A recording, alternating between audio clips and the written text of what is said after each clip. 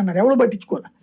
చివరికి ఘర్షణ వాతావరణం అయితే తప్పించి మనల్ని చూడరని ఘర్షణ వాతావరణం సృష్టించారు. సరే, ప్రభుత్వం ఒక అడుగు వెనక్కి వేసింది. దెన్ ఇప్పుడు ఇది సెకండ్ ఫేజ్కి వెళ్దాం అనుకుంటున్నారు వీళ్ళు. అదే సందర్భంలో ఇలాంటి ఉద్యమమే వాళ్ళు చేసింది. నేను చెప్పిన షాహీన్ బాగ్, ఉమర్ ఖలీద్ 7 నెలల దాకా ఆయన ఏం చేయలే.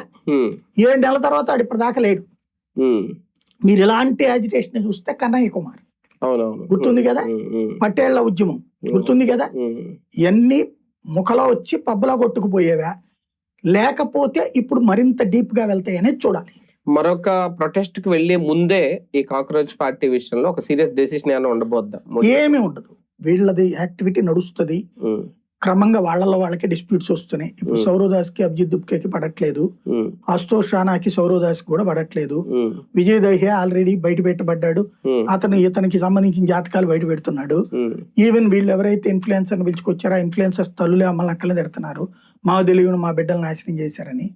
కాబట్టి వీటిట్లలో పొలిటికల్ ఇన్వాల్వ్ అయింది అనుకోండి, ఇప్పుడు కూడా మీరు కాంగ్రెస్ వీళ్ళు ఓన్ చేసుకోవట్లే, వీళ్ళ యాజిటేషన్ ఫలాన్ని ఓన్ చేసుకోవాలనుకుంటున్నారు కానీ వీళ్ళు ఇంకో పక్కన బలహీన పడిపోతున్నారు. ఎందుకంటే నువ్వు ఒక సొసైటీ చేంజ్ పర్సెప్షన్ బేస్ చేసుకుని ఏదైనా తీసురా నడుస్తుంది.